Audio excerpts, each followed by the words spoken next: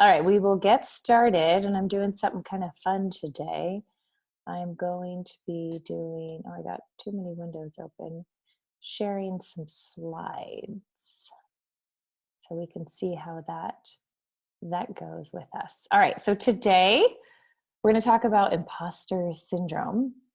And feel free to ask questions in the comments, or if you're on live, Emerald, feel free to pop in and say hi, or anybody else that joins us, just if you got any questions.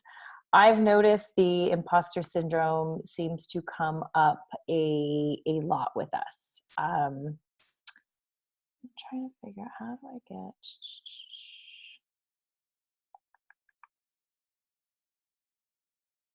Oh, I wanted to get just my picture on the screen, but oh well, I'll figure that out some other time.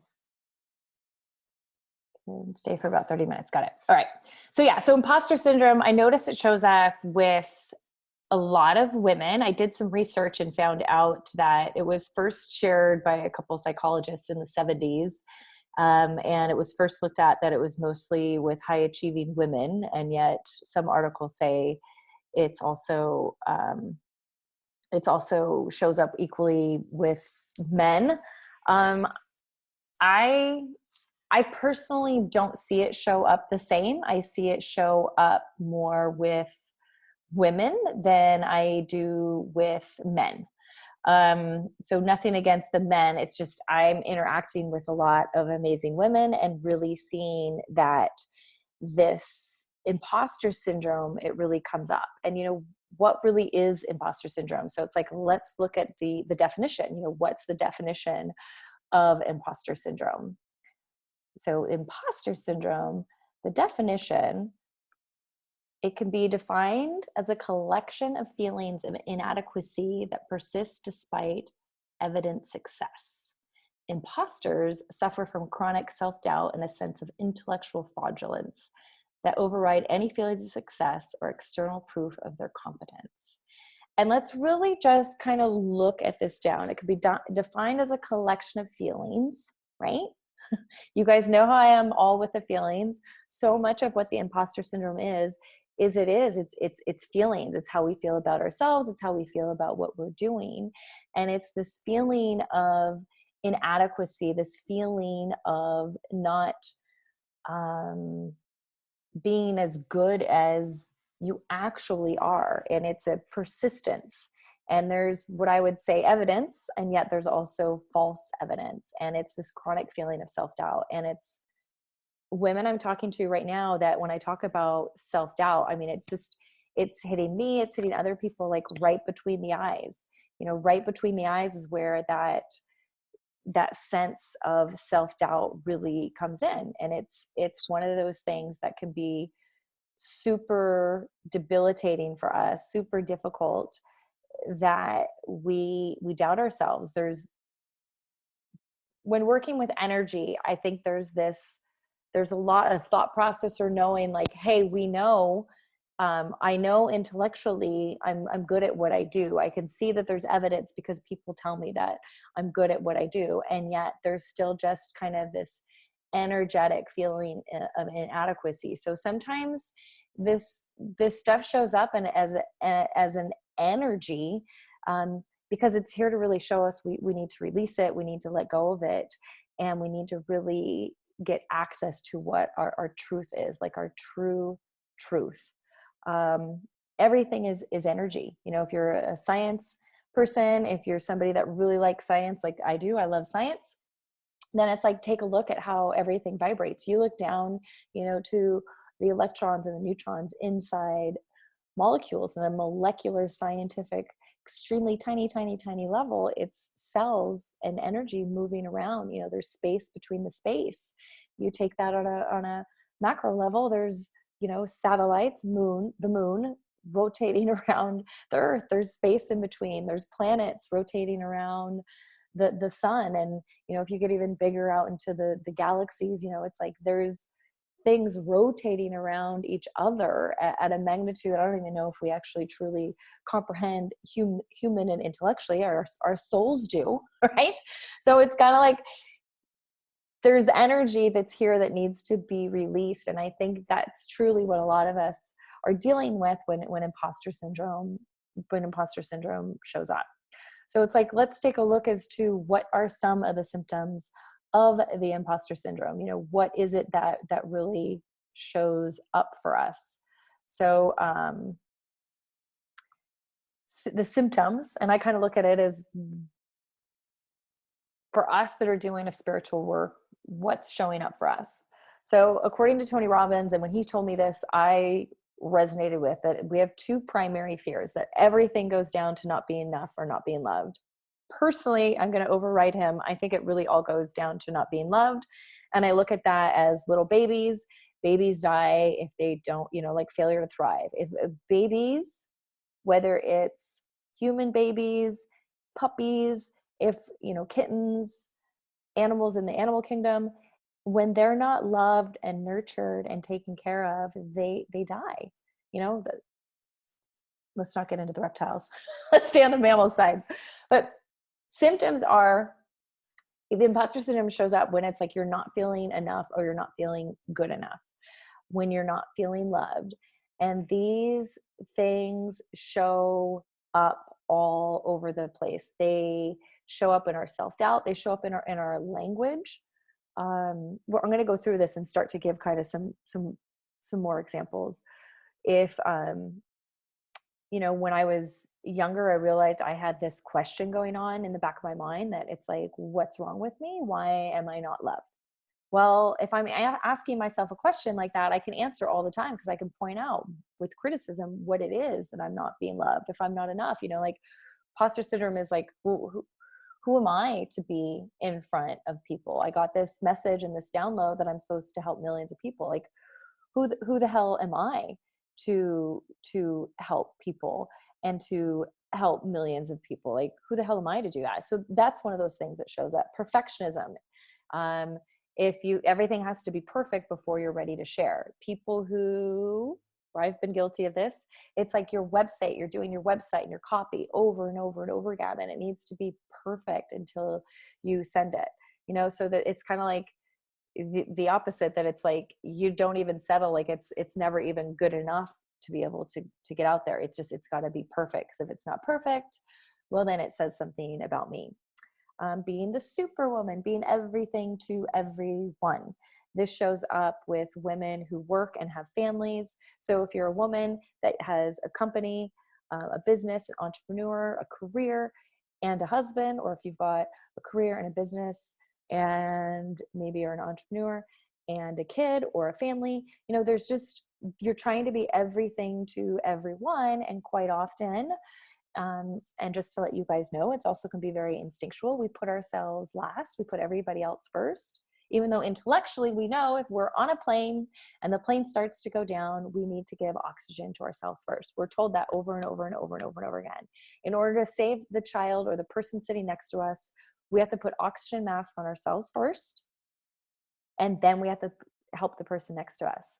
It's the same exact thing in life. And yet so often we're in the opposite role. We're doing, being everything, and not putting ourselves first, because we've been told or conditioned that we're selfish if we put ourselves first. So that superwoman, just being everything to everyone, I don't know. That's a funky energy of just like, I don't know what I'm doing. Who's your ideal client? I don't know. I don't know how to do this. I don't know what to do. It's just this kind of stuck energy that loops around in the head.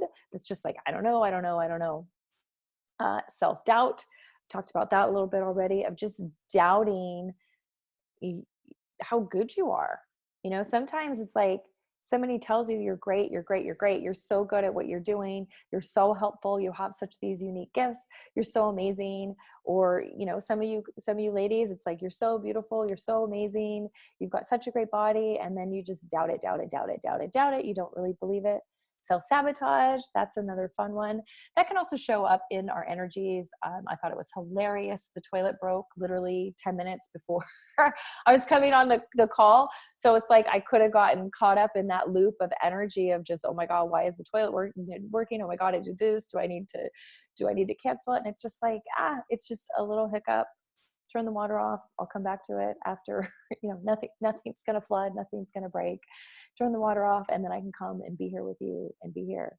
Another big one that shows up that will trigger the imposter syndrome is not trusting yourself, not trusting your gut, not trusting your intuition, not trusting how good you are at what it is that you do, what it is that you do for your clients and the people that you work with, or how good you are with your friends or your family. And another huge one is comparing yourselves. So comparison to others can be a pretty negative thing, and comparison to others is also one of those things that will show up on your timelines. You guys will start comparing to other people as to your progress compared to somebody else's progress. So I look at it this way. The way to get $1 million is to first get $1. So your first $1 is just as important as your 1 millionth dollar. Not one doesn't have more weight than the other. When you look at somebody, there's a lot of people waking up, coming about, and then there's this whole thing of like, wow, well, she's only 25 and she's really got it going, and she's 65 and she doesn't have it going yet. Or people are both coming on the map at the same time, whether they're 25 or they're 65. They're waking up into their unique genius. They're waking up into what makes them powerful and great and amazing. And if the 65-year-old compares them to the 25-year-old, they're screwed. If the 25-year-old looks and says, hey, that 65-year-old has way more life experiences, I'm not good enough. You know what I mean? Like, it's just, if don't compare yourself to others, compare yourself to what your journey is. And don't even compare yourself to where you might have been 10 years ago or 5 years ago. It's 2020. It's new energy. We're in a new era. So some people are like me. Like, I've had this dream and this will and this wanting for probably like 10 years now. I'd have to actually really look. I think that's when I probably did purpose work for the first time. And it's like, I'm still moving forward, and I've had some hiccups, and I've had some areas where I didn't trust myself. I took steps backwards. It happens, and it's okay. The more that I trust myself in who I am and where I'm at right now in the present moment, the stronger I am, and the stronger you will be. So being really present with who you are today, because who you are today is magnificent and magical and amazing, because you've gone through everything that you've gone through. You've pushed through everything. You've persevered. Or you have the strength to be newer in your journey and to really open up as to what this period is really about. And this period that we're entering into really is all about you being all of who you are, you trusting in yourself, you trusting in your intuition. Each one of us is unique, and it's no longer do X, Y, Z and you will succeed. It's no longer follow steps 1, step 2, 3, and 4, and 5. It's really so much more about collaboration and working together to best figure out what it is for people. So there's a lot of stuff like this imposter syndrome that will go across the board on a lot of us. And maybe you'll know, and I know, we need to both heal our past life. Well, it's also, what that might look like for you and what might that look like for me is going to be different. So we want to kind of pay attention to where you're being guided, where you're being pulled to or pulled from. And also with the comparison thing, there's people who are athletes and are ultra runners, and they, run and run and run. Well, the way that they got there, the way that running became their life and their breath and their energy, was that they did 1 mile, and then they did 2 miles, and then they did 3 miles, and then they did their first half marathon and their first marathon. So if they're always comparing themselves to, I can't think of the name of a famous ultra runner. It's right in the back of my head. But if they're comparing themselves to them, they're just at this constant uphill battle. So if you are somebody that compare your beginning to their beginning. Don't compare your beginning to somebody else's ending. And if you're ending and transitioning into something new, don't compare your ending to somebody else's beginning. We're all in different places. And the more we trust ourselves and trust in where we're at, the more amazing and beautiful it really is, because that's really is where we're supposed to be.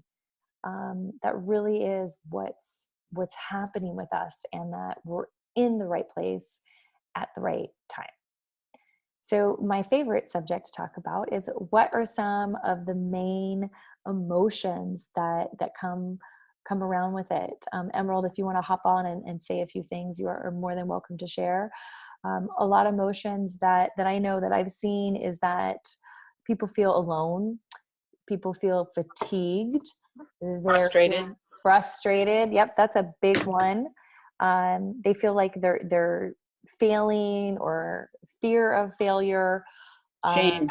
Shame, yep. Shame and guilt are some big emotions. And as you guys hopefully know, if you've been listening to me, shame and guilt are just the heaviest, lowest vibrations, that you feel shame that you're not yet where you think you're supposed to be. And that really knocks us out. That knocks us out. It takes us out of where we're really meant to be. And I know for me, like I grew up with, I would say, with the guilt, guilty Catholic kind of energy around me. So I have a tendency and a habit to go to guilt, to go to shame. So that's something that I'm now very conscious of, if I'm feeling that, and not be in the habit of feeding that emotion to me. Emerald, anything else that you want to add in there on some of the stuff you were saying, some stuff that people definitely identify with, and what I've definitely seen with people. And if not, I think the other thing that you feel is anxiety. Like there's definitely this feeling of out of alignment, which is not a feeling word, but I think we all know what that means, though. Definitely the anxiety and feeling stressed and feeling pressure. Pressure is another feeling that shows up. A lot of pressure, a lot. Yeah. I'm glad you mentioned that. A lot of pressure. Intimidation is another thing that I've noticed. I know I've experienced that, but there's a lot of that kind of anxiety. And I don't know what the right word is for not feeling aligned, as opposed to just saying not feeling aligned. But I see that in a lot of people, a lot of women. Well, it feels like you're pushing up against, it's like you're pushing the boulder up the hill, and it just keeps rolling back down over you, Yes. like that's what feels like you're not flowing, you're pushing, Mm-hmm. and it's like there's a grinding feeling. Yeah. And then the other one that comes for me also, Melissa, is this, it's sort of anxiety, but it's also like this having my feelers out all over the place to make sure all the little details are taken care of, if that makes sense. Like feeling like there's like I have to have my head in a million places. Does that make sense? Yeah. Yeah. And then there's also the feeling of feeling drained, like kind of like a colander instead of like a vessel. I get that. Yeah. A colander instead of a vessel. Yeah. It's really taking us out of our flow. It's really taking us out of a flow of who we are, we're meant to be. Were you gonna say something else? I'm trying to tune into this and see if there's anything else. And what's interesting is my mom is coming through right now, and there's a feeling of loneliness, like and having to hide, feeling lonely and feeling like you have to hide. Yeah.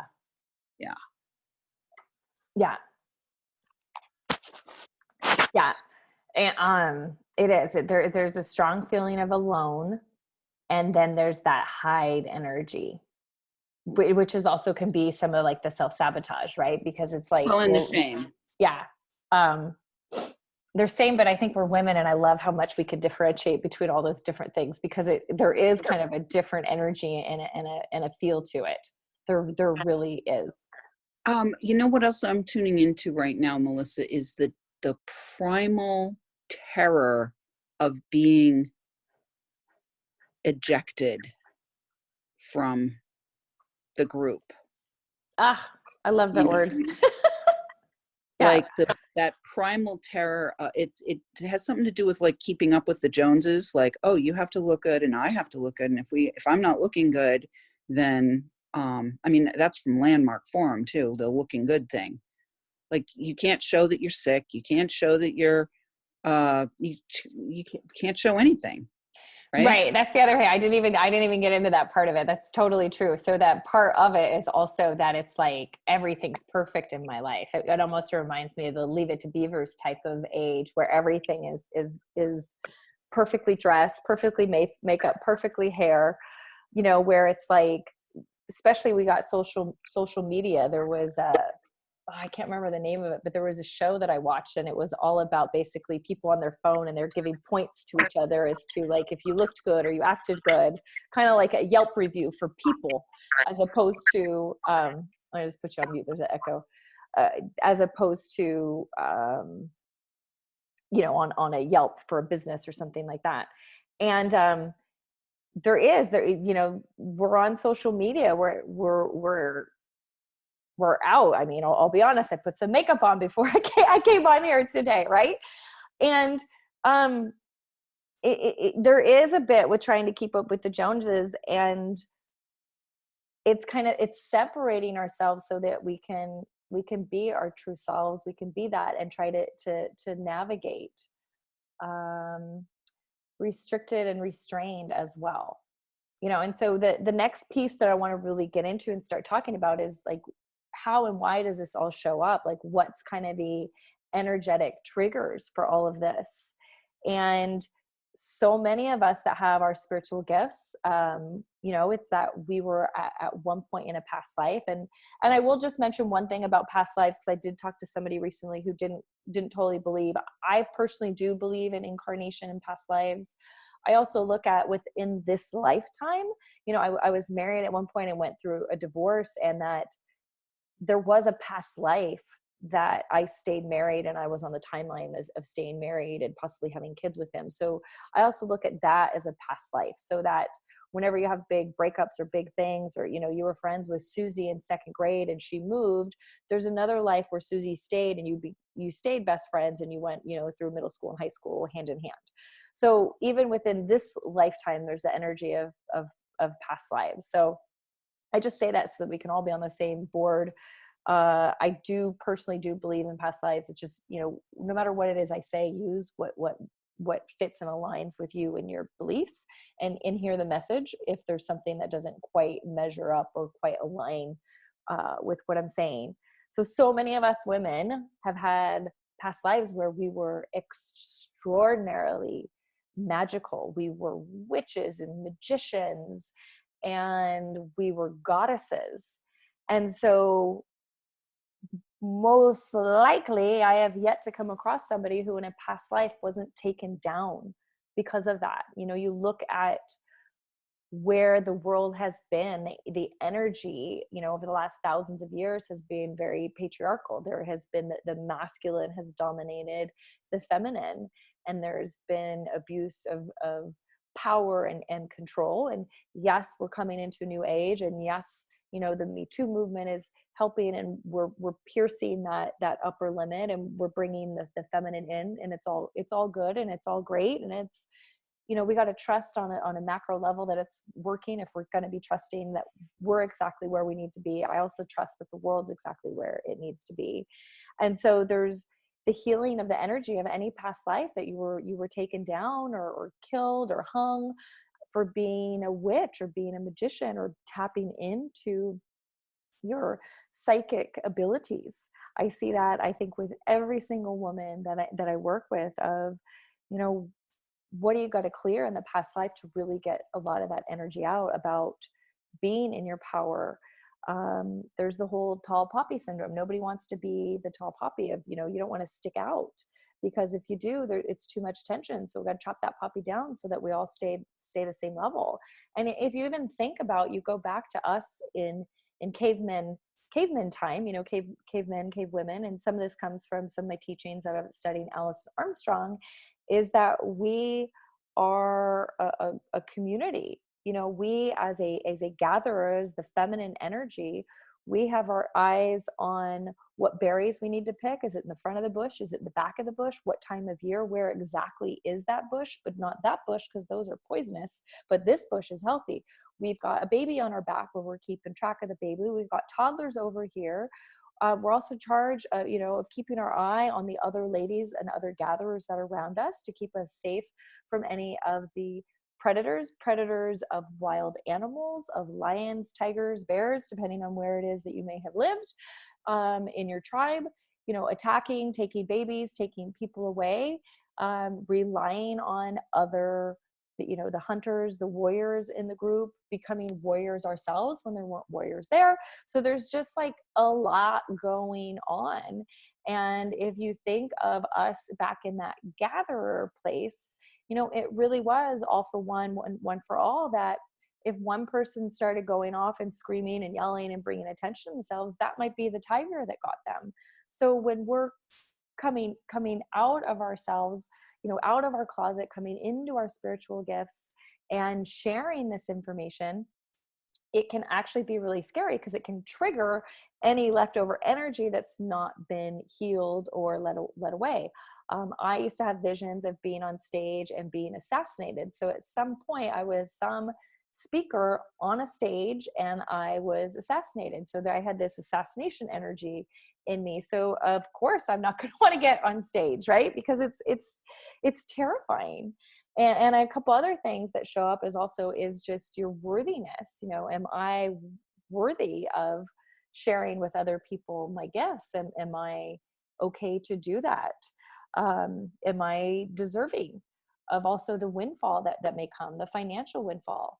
You know, a lot of us want to be more financially successful than our parents. And in theory, our parents want that for us. But when you really look down a lot to the energy, there's a lot of people have an energy in them where it's like, if I do this, I'm going to be completely excavated from the family. I'm going to be shunned and I'm going to be away and I'm going to be alone. And I'd rather shrink, be small. And, you know, the logic kind of goes, I'd rather shrink. I'd rather be small. I'd rather stay in my family unit because I know I can survive. I know I can be safe than go off on my own.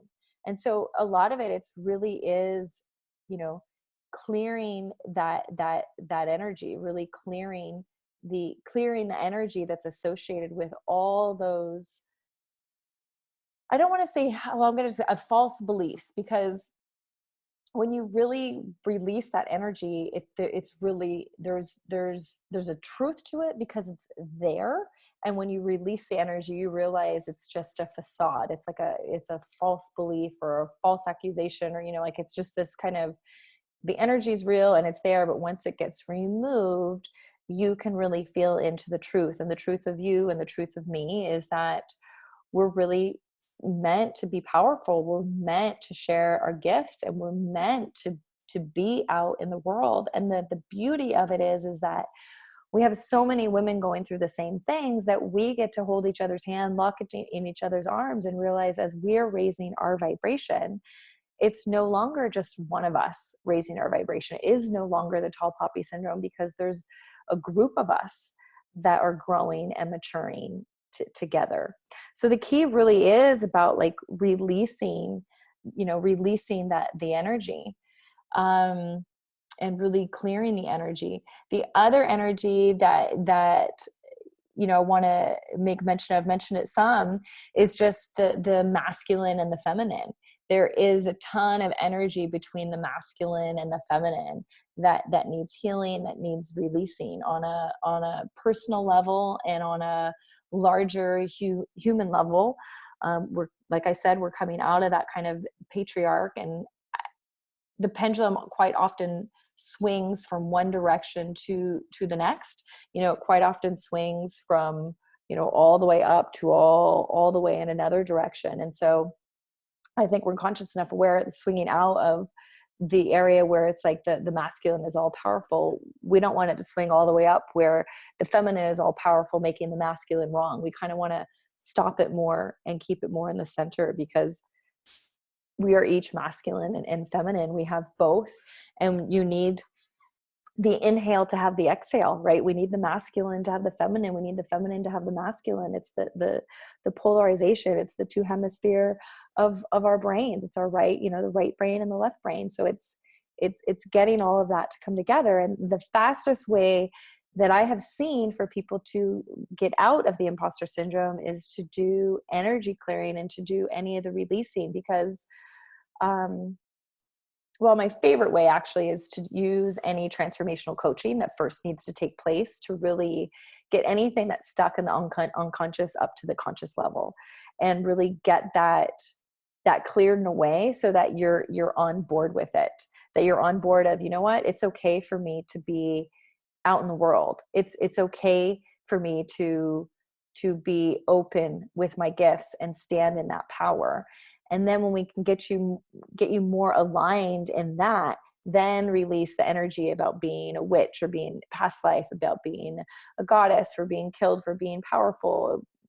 Plenty of us were killed for being wives of powerful men or for going against them in past lives. Some of us in past lives were the men that were killing the women. So there's a whole bunch of just energy that you want to be able to release and get out and let go of, because that's what's really getting in the way of you being in your greatness, of you moving past self-doubt and really owning your energy and owning your space. Like, I think some of the people we're so drawn to is that they are who they are, no matter what it is that they're doing. And one of the things that I love helping women with is, like, instead of waiting until you've accomplished what you want to accomplish to feel the way that you want to feel, how about you feel the way you want to feel now and enjoy the process and what it is that you want to achieve and in what it is that you want to accomplish.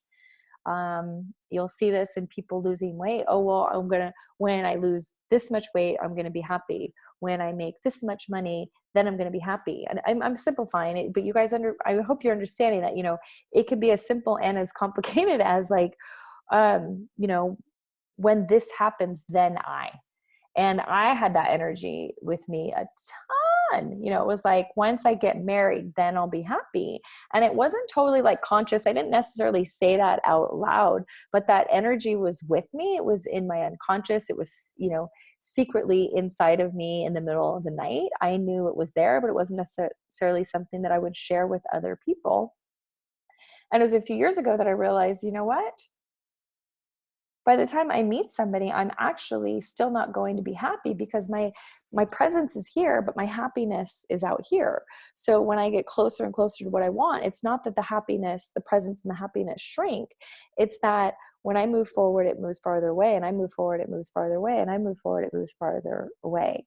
And so there's this energy of, I'm here, and when this happens, then I'll feel happy. And what just happens as you move through the timeline, it just continues to be that place, and the happiness just stays and stays and stays, as opposed to, like, let's remove that energy that's in between so that you can be happy now. I had one of the best compliments a few years ago from a gentleman that I've known for a few years, and he goes, what's different about you? He's like, you just seem so happy. You seem just different. And I said, and I loved it, because I was like, oh, great. This is great confirmation. Somebody on the outside saw. I said, you know what? I decided to be happy. And it was as simple and as complicated that. I decided to be happy. And then in conjunction with that, I also did all the energy work that I needed to do in order to be happy now, and not wait. Not wait till my bank account said a certain thing or my relationship status said a certain thing. And so the beauty of it is those goals are still there. Those wants are still there. It's just, I'm so much more enjoying the process and enjoying the creation and experience. Because what it also does is, when you're clearing all these energies, you're also getting back to being present with yourself and present to what it is that you need, and more present to, okay, I now know what I need to give myself. There's oxygen I need to give myself. And the cool thing is that when I notice, at least for myself and two other people I've noticed I work with, taking care of yourself that self-care and that self-love happens a lot more automatically. And I think it happens a lot more automatically because you also realize, you know what, like when I'm around the people that I love, I like being my nice and happy and joyful self. And so I'm going to take care of me and I'm going to exercise. I'm not going to say yes to this because I need to say, I'm going to say no to that so I can say yes to me because I need to actually exercise. But I'd love to be over there for lunch, and visit with you later that day. Or, just learning how to say some more of your boundaries. This imposter syndrome isn't just showing up in business. It can trickle down and affect a lot of the areas of your life. So if you're able to really release and get the energy out of the way that's blocking you and really step into who you're meant to be and be in that vibration and be in that energy now, then the journey also becomes much more enjoyable. And it's not just that masculine energy of the achievement or the prize or the goal. It's about the experience. And the more rich our experiences are, I think that's really what shapes us and adds to us and allows us to be like the amazing coach or the amazing speaker, or Emerald, the podcast host, that the more and more we're true to ourselves, which is about peeling the layers of the onion off, peeling away the energy that no longer serves us. It makes us more self-aware, and it's no longer about having to have certain initials next to my name or having another class. It's really getting to the point of believing I am worthy of what I want. I'm worthy of helping other people, and I'm worthy of that now. And I'm worthy of money, and I'm worthy of charging money, and I'm worthy of that now. And these are all the things that I see so many different women dealing with. And imposter syndrome is just one of the many things that really shows up. So I'm going to open up, Emerald, if you've got anything just to say or add, or anything that's coming up for you, if you're on there, would love to hear. Yeah, well, I really appreciated what you just showed with your demonstration of how the energy was out there. And so as you move along the timeline, it's just still out there. I've had that experience myself where I had the vision that I wanted a totally mobile business. And I had it in my head that it was going to be for, within 7 years. And it happened within like 18 months. And then it took me another several years before I actually allowed myself to celebrate that I actually had created it. I had to like close that gap between the dream and the realization, and pull my head up, so to speak, rather than having it, down and saying, I'm still working on this kind of thing. Does that make sense? Yeah. Yeah, I think that was a really powerful demonstration.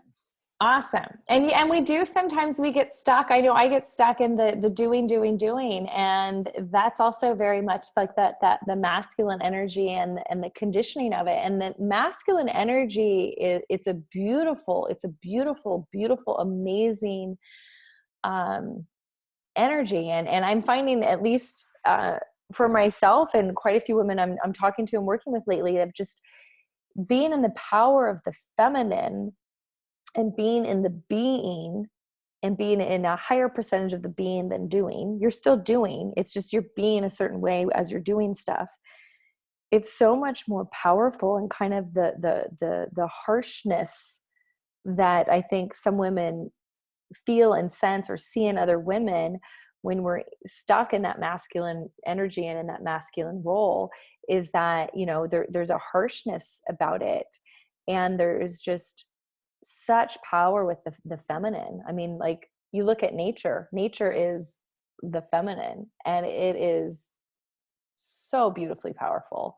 And I think it puts the masculine, I mean, it puts the masculine to its knees. It's in awe of the feminine. And so really realizing how powerful this is and coming into it is a big thing too. I would even use the word abusive, Melissa, instead of harsh. I mean, it really is like self-abusive. Oh, very self-abusive. Yeah, Very I would use self-abusive. the word abusive. Yep. Yep. Yeah. Us women can be extraordinarily hard on ourselves. Very, very self-abusive, very verbally abusive to ourselves. Yes. Yes. Um, yeah, that's kind of it's it's an ugly picture to paint, but it's a very, very, very, very true. It's definitely something that I used to do tremendously. And then I realized I was also attracting people into my life that were being verbally abusive to me, and realizing that it was because I was being verbally abusive to myself. So something that was very difficult also became a huge gift, because it pointed out to me that it's not working. You know, it's beating yourself up and hyper criticizing of yourself. It's not working, and it's not who you're meant to be. It's not who any of us are really meant to be. It's yeah, maybe we do a whole nother webinar. A whole nother webinar on that one. Yeah, it can be. So yeah, I mean, the goal really is to get on the other side of the imposter syndrome. You know, like, who are you going to be without the feelings of imposter syndrome, without the feelings of feeling like you're doing it alone, without the feelings that you're going to be shot down or taken out energetically if you rise above? Just, you know, how are you going to feel when the karmic entanglements are released, when the cords are cut? And you can get up and speak with, you know, probably still some nervousness, yet so just such more genuineness and more activation from, you know, from your voice into truly who you truly are. So just really kind of sit in with that and really feel into who you truly are at your core, who you're truly meant to be, and what that feels like, so you can access that. And just kind of tune into your body, close your eyes, and just get present, and just feel the just magnificence of your truth. Just feel into that.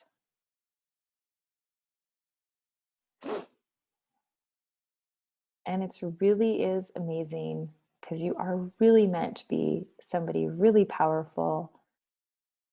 And the way that looks in your life is specific and special and individual to you. It doesn't have to look the way anybody else says it's supposed to look like. And so I'm going to invite you to something in just a second. And just before I even say anything or share anything, I just invite you to tune in. Is this invitation a yes? Or is it invitation of no? Or is it invitation of maybe, or not right now? Just kind of tune in, because it's important for us to start paying attention to our intuition and just tuning into what that truly is. So there are so many women in this group that are amazing. So my invitation to you is, I would love to work with you. I would love to help you release these blocks and let go of all of just this stuff that is in the way, the stuff that's holding you back, or the energy that's making you play small, and help you be who you are meant to be. And so my invitation is I'd love to work with you, and I'd love to talk to you about that and do something that's customizing to you, so that we can get something specific that's going to help you be more of you. You know, taking a look at what are your blocks, what are some of the things that are in the way, whether it's karmic, energy, parental, this life. So if that speaks to you, if that's a yes, even no matter what any sort of financial or challenges, or, you know, I don't have time, I don't have money, blah, blah, blah, blah, blah. If it was a yes, I invite you to go to talktomelissa.com and set up an appointment with me. And we will get on a call together and chat and figure out how that looks like, what that looks like, and what is that you need. My goal is to serve as many of you amazing women. There's a little over 50 of you here in this group.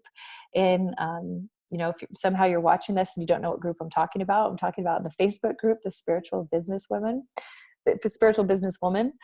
You can find it through my profile or just search on it.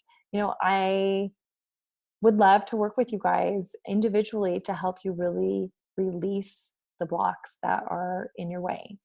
And sometimes, we want to do it on our own. I did that for an extremely long time, and it takes a really lot longer. But you got to trust also what path you're on. So I'll just leave that up here for just the last little minute. But if it's a yes, I highly recommend getting on my calendar, heading on over to talktomelissa.com, and we can see what we can create and hopefully get rolling on getting some of these blocks released so you can really be who you're meant to be, release the imposter syndrome, and release any of the energy that is holding you back. Thanks for watching. I'll talk to you all soon.